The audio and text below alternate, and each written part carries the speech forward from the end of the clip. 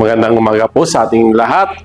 Ito po ang inyong lingkod at kapatid sa pananampalataya, Police Executive Master Sergeant Renato Pacun Mislang, ang MESPO po o Municipal Executive Police Officer ng San Jose Police Station, Tarlac, PPO. Doon sa ating ginagawang swim o yung Squad Weekly Interactive Meeting natin, maraming nagawa dito sa ating buhay, maraming pagbabago. Kung tulad dati, kung sa akin ako ay isang, alam nyo naman yung isang mga pulis, mahilig sa makipagkaibigan, sa inom. Ngayon, sa buhay ko, starting po nung July 2024, dinigil ko na yung pag-inom. But that time, dumating yung mga pagsubok na ma-hospital ako. Kasi hininto ko yung pag-inom eh. Then December, na-try kong ulit uminom ng counting sa wine, na-hospital na naman. Parang sinasabi din doon na kapag tinigilan mo na yung isang bagay at isinuko mo na sa Panginoon, kailangan dire-diretso na yan. Kasi ang magiging kalalabasan doon, ang Panginoon na yung bahala sa iyo at magpo-provide at magtutuloy ng mga ikagaganda ng buhay mo. Aking family, so nag-umpisa kasi ito noong 2019, then medyo hindi tayo nagiging church goer hanggang nakakilala din tayo ng mga kaibigan din sa mga pastor na nakakasama. Nakapasok ako nun sa nakapag-EGR ba ako kasi ang may kundi kasi ang grupo ng isang life coach dito sa PPO noon, ginagather kaming lahat ng mga MESPO, then pinag-EGR kami. Yun yung time na dumating na yung pandemya natin na talagang bawal na yung mga pagkagather. So, natigil kami.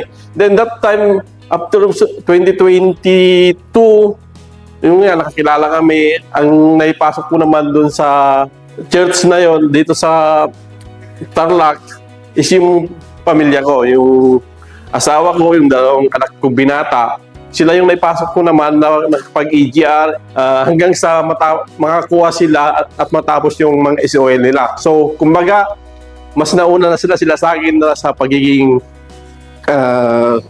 mga tagapaglingkod ng Panginoon doon at tapos na yung magiging SOL nila. So, nung papasalamat din ako, ngayon nga, sama-sama kami ngayon na nagsisimba at yun nga, yung pag-uusap at pag bumakain, alternate na nagdarasal.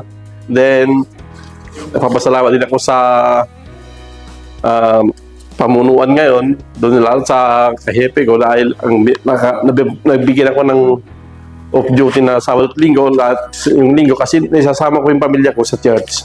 Ang may babagi ko lang sa dito kasama ko sa mga polis ngayon, nakita nila yung pagbabago ko na at least mayroon akong nakikita doon sa mga kasama ko na kumbaga yung pag-inom nila ng alak is nababawasan na rin. Unti-unti na rin sila. Kasi sabi ko nga sa kanila, habang maaga pa, iwasan na natin yan dahil babaunin natin yan pagdating ng panahon.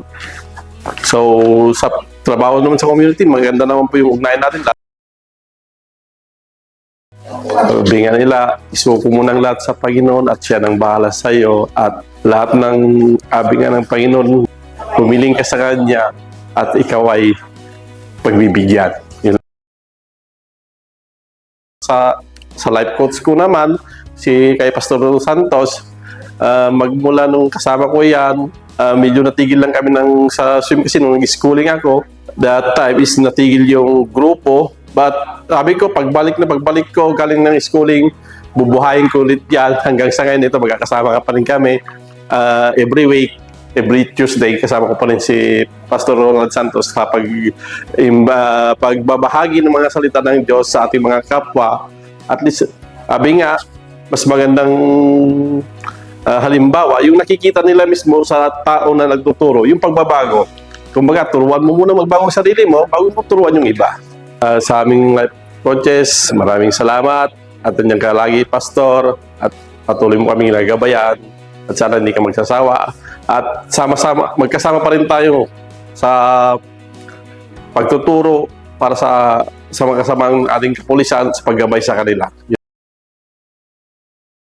Mga kapwa-kapulisan, ito na yung panahon na hinihintay natin na papasukin natin ang Panginoon sa ating buhay upang mas lalo tayong mapaganda ang buhay natin, ang karir natin, at mas lalo papalapit sa Panginoon.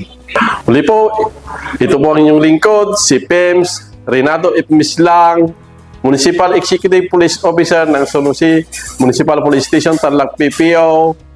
At ito po, I am my brother's keeper. Maraming pong salamat.